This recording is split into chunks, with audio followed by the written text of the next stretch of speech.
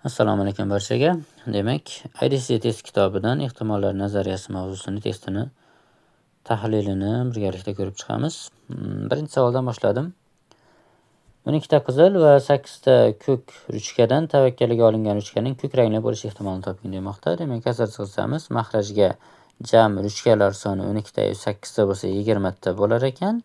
Endi ulardan ko'k ranglisi bizga kerak ekan. Ko'k ranglilar 8 ta edi demak. Ko'k rangli chiqish ehtimoli 20 tadan 8 ta. Buni 4 ga qisqartirsak, tepada 2, pastda 5 qolar ekan. 5 dan 2 javobimiz A bo'ldi.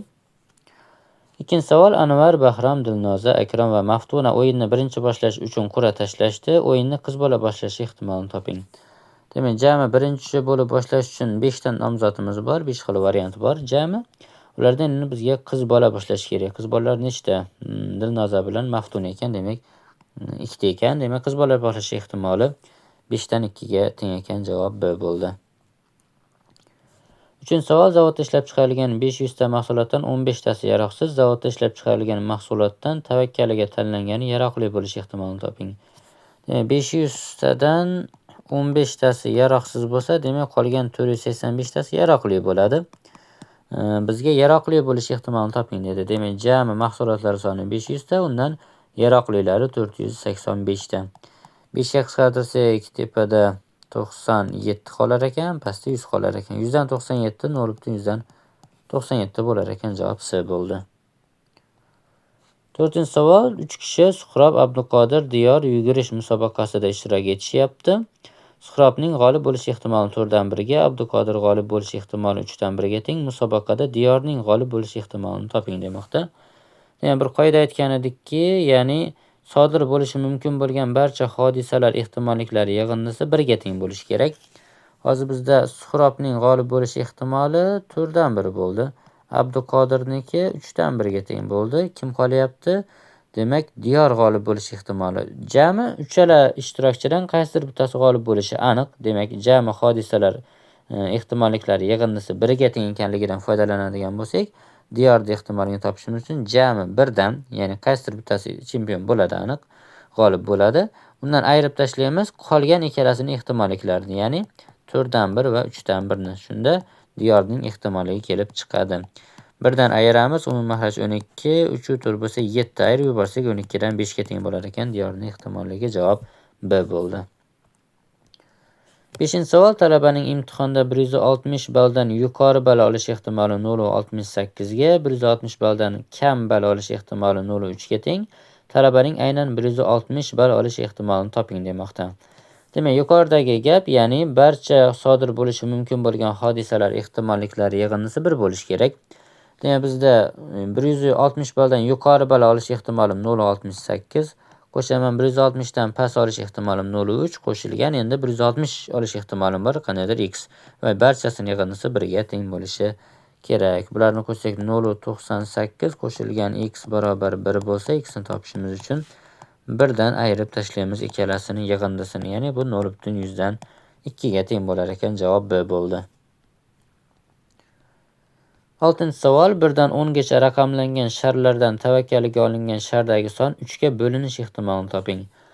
1 dan 10 gacha bo'lsa, demak bizda jami 10 xil son chiqishi mumkin. Uni 3 ga bo'linish ehtimoli nechtasi 3 ga bo'linadi?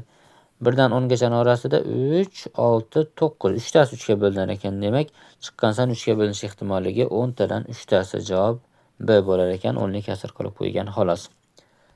7-savol: maktab harflari yozilgan kartochkalardan ixtiyoriy bittasi tanlandi. Tanlangan kartochkada K harfi bo'lish ehtimolligi.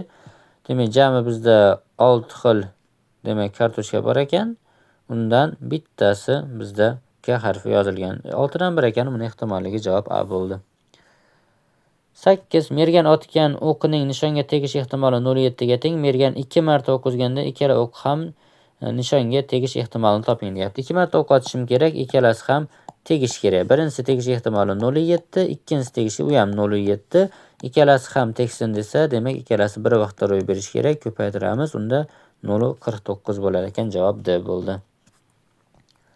9-savol: tanga 3 marta tashlanganda kamida 1 marta gerb tushish ehtimoli.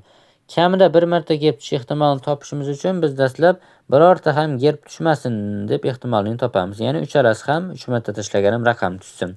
Raqam tushish ehtimolliga 2 dan 1 ga teng, ikkinchisida ham 2 dan 1, uchinchisida ham 2 dan 1 ko'paytirsak 8 dan 1 ga teng bo'lar ekan. Demak, barchasi raqam tushish ehtimolligi. Endi jami hodisalar ehtimolliklari yig'indisi 1 ga teng bo'ladi. O'sha ehtimollik 1 dan 8 dan 1 ni, ya'ni barchasi raqam tushish ehtimolligini ayirib tashlasak, qolgan ehtimollik mana shu uchalasidan qaysidir bittasi, kamida bittasi demak gerb tushish ehtimolligi bo'ladi. Balki bittasi, balki ikkitasi, balki uchalasi hamdir. Muhimi, uchalasi ham raqam emas, qaysidir bittasi gerb bo'ladi kamida. Mana shuni ehtimolligi, demak 8 dan 7 ga teng bo'lar ekan. Javob D bo'ldi. Chunki barchasi raqam tushish ehtimolligini ular chiqarib tashladik. Demak, qolganida aniq raqam, ya'ni gerb qatnashgan. 10-savol.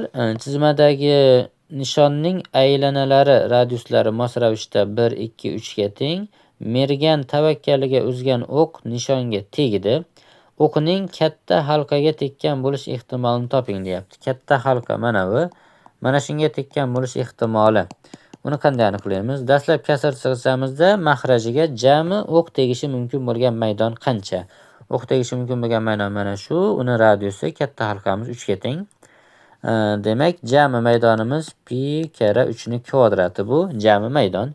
Endi bizga aynan katta halqaga tegish kerak. Katta halqa yuzini topishimiz uchun jami yuzadan ayirib tashlaymiz ichkaridagi demak kichkina doira yuzini. Mana shuni ayirib tashlasak, tashqaridagi katta halqa yuzi qoladi. Va buni yuzi qanday topiladi? Buni radiusini bizga 2 ga teng deb aytishdi. 1, 2, 3 bo'lyapti. Buni radiusi 2 bo'lsa, demak ayirib tashlaymiz. Pi kara 2 ning kvadratini ayirib tashlasak, aynan bizga kerakli tashqi halqa qolar ekan, ya'ni katta halqa qolar ekan.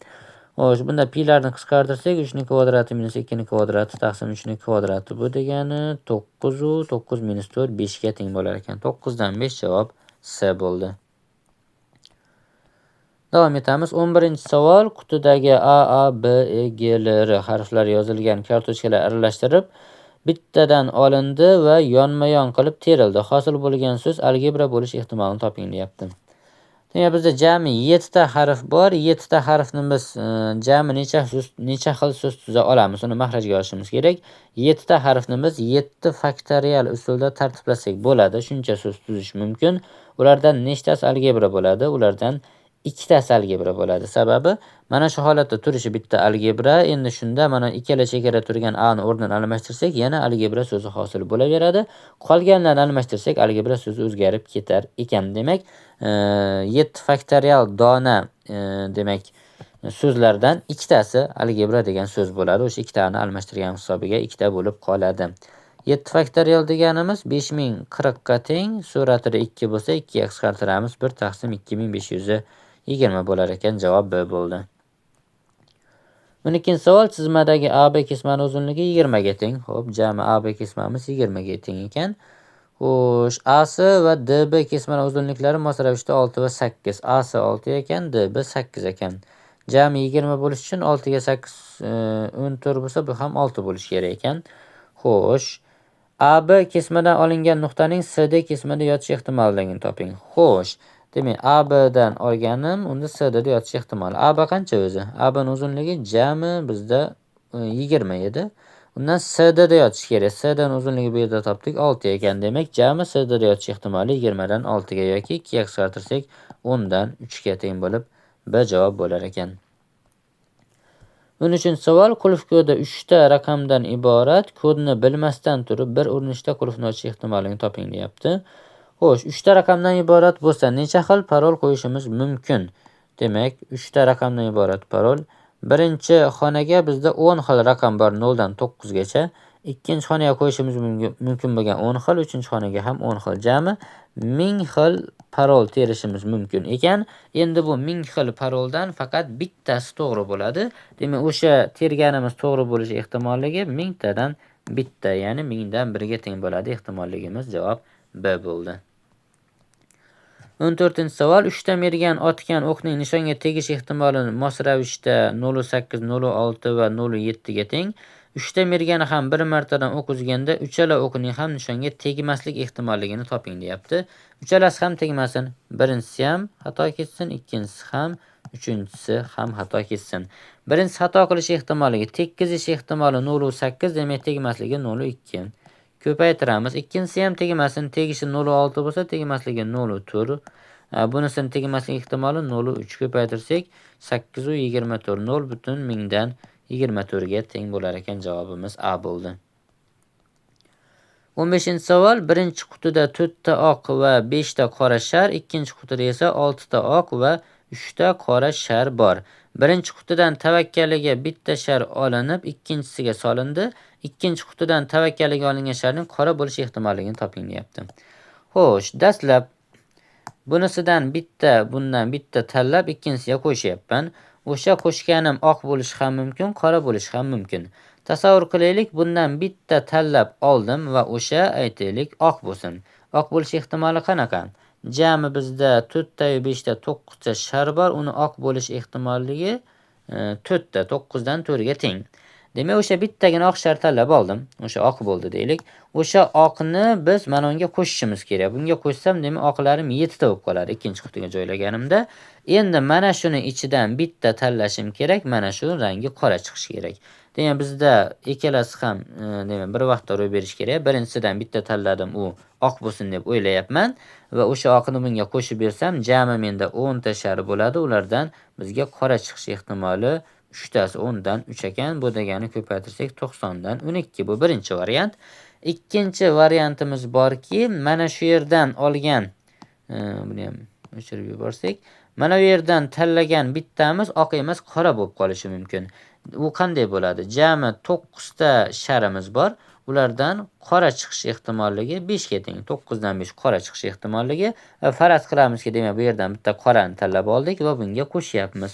Qorani bunga qo'shsak, demak endi bizda qoralar soni 4 ta bo'lib qoldi. Endi o'shandan bitta shart tanlashim kerak va u aynan qora rangda bo'lishi kerak. Uning ehtimolligi qanday? Jami bizda 6 ta 4 ta 10 ta shar bor, ulardan qoralari 4 ta bo'lar ekan. Ko'paytirsak 20 taqsim 90. Ikkalasini ham qo'shib yuboraveraman. Qaysi bittasi demak qora bo'lsa bo'lgani. 90 dan 20 ikkalasini qo'shib yuborsak, 90 dan 32. Buni 2 ga qisqartirib yuborsam 45 dan 16 bo'lib javob C bo'lar ekan. Xo'sh, 16-savol. 3 ta mergan otgan o'qning nishonga tegish ehtimoli mos ravishda 0,8, 0,6 hamda 0,7 ga teng. 3 ta mergan ham bir martadan o'q uzganda faqat ikkitasining nishonga tegish ehtimolini toping. Demak, uchalasi ham o'q otish kerak. Demak, faqat ikkitasi nishonga tegish kerak. Qaysi ikkitasi ekanligi aytilmagan. Biz bu yerda 3 ta vaziyatni ko'rib chiqamiz. Birinchi vaziyat, demak 3 ta otilyapti, ulardan ikkitasi nishonga tegish kerak. Qanday holatda bo'ladi? A holat deylik shunisini. A holat, birinchisi tegadi, ikkinchisi tegadi, uchinchisi tegmaydi. B holatimiz bor. Birinchisi tegadi, ikkinchisi tegmaydi, uchinchisi tegadi. Demak, C holatimiz bor. Birinchisi tegmaydi, ikkinchisi tegadi, uchinchisi tegadi. Mana shu 3 ta holat bor. Ya'ni 2 marta nishonga tegsin desa, qaysidir ikkitasi tegadi, demak qaysidir bittasi tegmaydi. U tegmay qolganimiz demak 3-chi bo'lishi ham mumkin, 2-chi bo'lishi ham, 1-chi bo'lishi ham mumkin. Har birini ehtimolligini alohida ko'rib chiqamiz. Hop, birinchi hodisani ro'y berish ehtimolligi. Birinchisi nishonga tegsin, birinchisi nishonga tegish ehtimoli 0,8 edi. Ko'paytiramiz. Ikkinchisi ham tegsin, ikkinchisini tegish ehtimoli 0,6. Uchinchisi tegmasin. Tegish ehtimoli 0,7 bo'lsa, tegmasligi ehtimolligi 0,3. Ko'paytiramiz. 48 u 0,144 bo'ldi.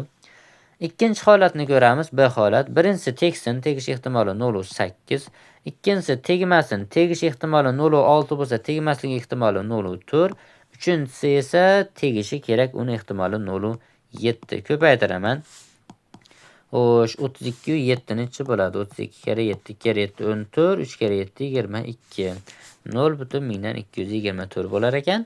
Ana 3-chi holat, ya'ni birinchisi tegmasin, birinchisi tegmasligi ehtimoli tegishi 0,8 bo'lsa, tegmasligi 0,2, ikkinchisi tegish ehtimoli 0,6, uchinchisi ham tegish kerak, bu 0,7. Ko'paytirsam 0,1084 bo'lyapti. Ana endi uchala holatni ehtimolliklarini bir-biriga qo'shib qo'yamiz. Demak, birinchisi bo'lish ehtimoli 0,144, ikkinchisi bo'lish ehtimoli 0,224, uchinchisi bo'lish ehtimoli 0,1084. Qo'shaman. 12 birildi, 10, 15 birildi, 3 dili bilan 4, 0,452 bo'lar ekan. Javob C bo'ldi. 17-savol.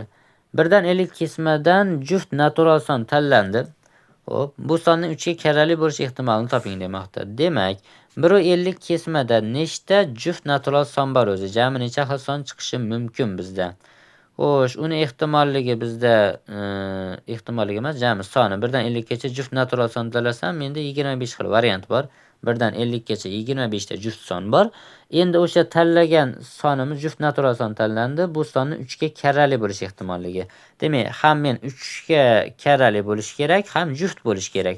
Ham juft ham 3 ga karrali degani bu 6 ga karrali degani. Bittasi 6, 12, 18, 24, 30. Buni bo'lib topib qo'ysam bo'lardi. Endi bir yo'l yozib qo'yaveraylik. 36, 42 hamda 48. Mana shular. Mana shular juft 3 ga karrali sonlar. Nechta bo'lyapti ular? 1, 2, 3, 4, 5, 6, 7, 8 demak 25 tadan 8 tasi aynan mana shu shartni bajarar ekan. Jami bizda 1dan 50 gacha 25 ta bu juft son bor, bu jami. Endi ulardan 3 ga karralilari demak 8 ta bo'lar ekan. 25 dan 8 surat mahrajini 4 ga ko'paytirsak, mahrajimiz 100, tepasi 32 bo'lar ekanda, bu 0,32 bo'lib B javob bo'lar ekan. 18-savol. Tanga 10 marta tashlanganda 5 marta gerb tomon tushish ehtimolligi.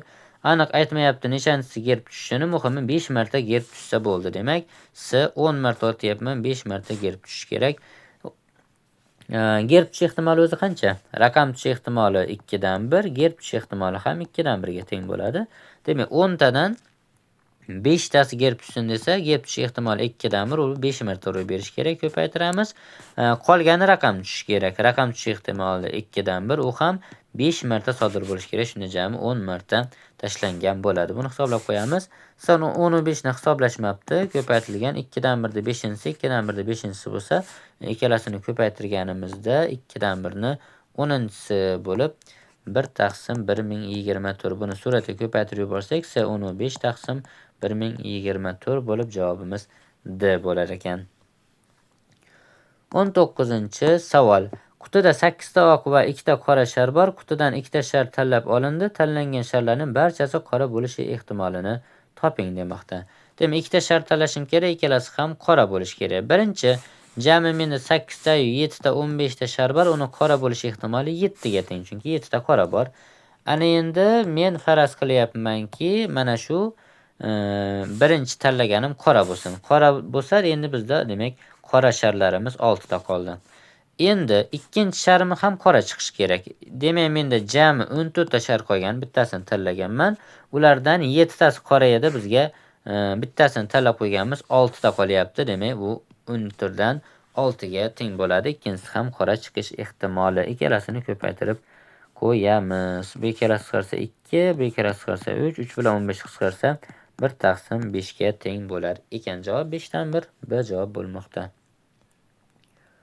20-savol. ABCD to'rtburchak tomonlari 4 va 5 ga, EFGH to'rtburchak tomonlari esa 2 va 3 ga teng. ABCD to'rtburchak ichidan tavakkalga olingan nuqtani EFGH to'rtburchakda yotish ehtimolini toping. Demak, jami maydon qancha? Maydonga qarab ketamiz bunda. Jami maydonimiz 4 va 5 bo'ladigan bo'lsa, yuzasi 20. Bu jami maydon.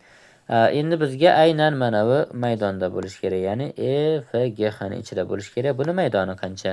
Buni maydoni 2 3 bo'lsa, ko'paytmasi 6 bo'lyapti. Demak, jami 20 metr kvadrat deylik. Mana maydondan 6 metr kvadrati bizda EFGH ga to'g'ri kelyapti. Demak, tanlangan nuqtani bu yerda bo'lish ehtimoli 20 dan 6 ga, ya'ni 2 ga qisqartirsak 10 dan 3 ga teng bo'lar ekan. Javob B bo'lmoqda.